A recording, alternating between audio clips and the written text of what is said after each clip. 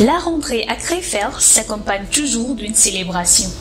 Après la cérémonie de levée des drapeaux en présence des officiels, ce lundi 4 avril 2022, tous sont conduits vers la grande salle où la séance a débuté par la lecture du discours de bienvenue par le directeur général.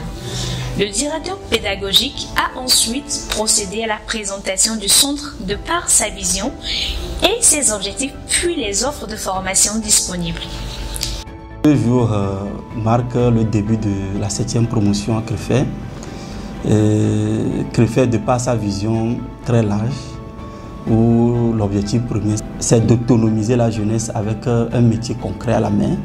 Et Crefeld s'est choisi une formation axée sur les métiers d'énergie. Pour cette rentrée, nous remarquons la présence de plusieurs nouveaux pays, à savoir le Centrafrique, le Mali, qui sont parmi nous, et puis comme d'habitude le Gabon et puis le Bénin. Et nous ne cessons quand même de partager tout ce que nous disposons en termes de formation.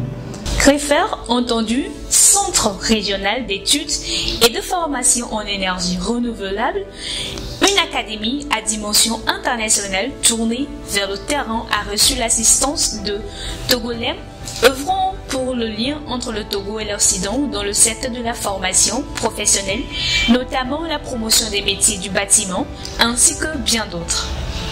Une occasion pour ces derniers de rappeler aux étudiants l'importance du port des EPI, équipements de protection individuelle pour les sécurités sur les lieux de stage. Pour cette 7e rentrée, plusieurs étudiants sont encore venus de différents pays d'Afrique francophone, à savoir le Centrafrique, Gabon, Cameroun, Mali, Bénin et bien d'autres. Le Togo devient un pôle pour la jeunesse africaine sur la formation professionnelle, axée sur les métiers d'énergie au travers de Crefeld. Le Togo en particulier tourne autour de 50% comme taux d'électrification. Lorsque vous sortez, même à Lomé, il y a des zones non électrifiées. Et lorsque vous sortez de Lomé, c'est encore pire. Et c'est pareil dans la sous-région presque. Et là, avec Crefeld, nous essayons d'apporter notre pierre. De permettre à la jeunesse d'avoir un métier concret. Secondo, d'accompagner nos États à travers nos petits efforts, qui est de former des techniciens professionnels qui vont aller aider la population à avoir de l'énergie et après voilà, créer de l'emploi, promouvoir l'entrepreneuriat, parce qu'il y a plein qui sortent et qui créent leur propre entreprise. L'une des réalités, c'est quoi? Aujourd'hui, nos universités déversent sur le marché entre 10 millions et 12 millions de diplômés face à 3 millions de postes d'emploi. Alors, le reste va faire quoi? Va rester dans le chômage. Et 2 ans, 3 ans, ce chômage-là, ça continue. Or, avec le fait, en 1 an, en 6 mois, vous avez un métier concret que vous pouvez exercer sans faille et gagner votre vie facilement. Aujourd'hui, le cri qu'on lance, c'est voilà, si des partenaires sont prêts à accompagner ce projet noble qui est de former la jeunesse, qui est de permettre à la jeunesse d'avoir du concret à la main, qu'ils n'hésitent pas à nous rejoindre, car il y a beaucoup à faire.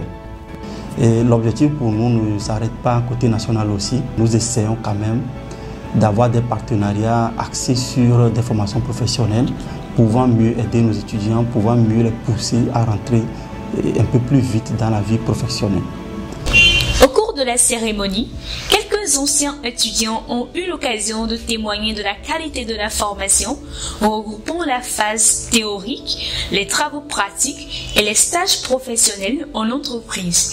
Afin de mieux accompagner les étudiants, 2 offres d'assurance santé et vie leur sont présentées également au cours de la cérémonie par la compagnie d'assurance en lien avec le centre. Notons que la coutume est encore respectée qu'une fourchette d'âge comprise entre 16 et la cinquantaine, ainsi que les 2 sexes sont présentés pour cette nouvelle promotion. Nous ne pouvons que souhaiter la bienvenue à nos étudiants de cette promotion. C'est une formation de guerre ici. Là, ils sont devenus des guerriers. Ça.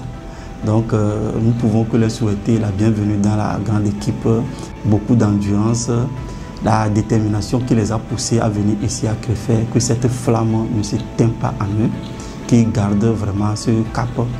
L'administration Crefeld est aussi derrière eux pour mieux les amener à bon port.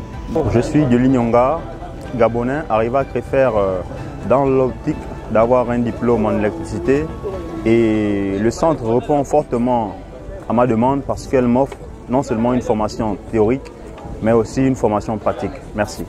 Je me nomme Francis Adavo. Je suis à Crefeld ce matin dans le but de poursuivre une formation dans l'énergie renouvelable. Le monde dans lequel nous vivons maintenant, c'est l'énergie renouvelable qui nous sauve parfois. Donc je préfère me faire former dans ce domaine pour pouvoir aider les populations qui n'ont pas encore eu accès à l'électricité. Donc c'est pour ça que je suis là. Et je crois que Crefeld est bien placé, mieux placé pour m'aider à avoir une bonne qualité de formation. Je m'appelle Salami Rachid et j'ai fait le CAP en électricité. Bon, après avoir fait ma formation en CAP, j'ai cherché des centres où je peux me perfectionner en électricité. J'ai fait beaucoup de tours dans les centres, je n'ai pas vraiment eu ce que je voulais. Mais avec Crefeld, je suis venu à Crefeld, j'ai vu, ils m'ont fait le topo de tout ce qu'ils font ici et j'ai vu que vraiment le Crefeld a ce qu'il faut pour nous, ce qu'il faut pour former notre avenir. Je reprends au nom de Nyaku Abraham Virginie. Après ma licence à l'université de Lomé, je vais choisir de suivre une formation à Crefeld parce que Crefeld répond parfaitement à ce que je veux pour perfectionner quelque chose dans le domaine de l'énergie renouvelable. Merci beaucoup. Florent Apédo, je suis togolais. J'ai choisi le centre Crefeld pour venir obtenir ma formation en électricité et dans les ressources renouvelables.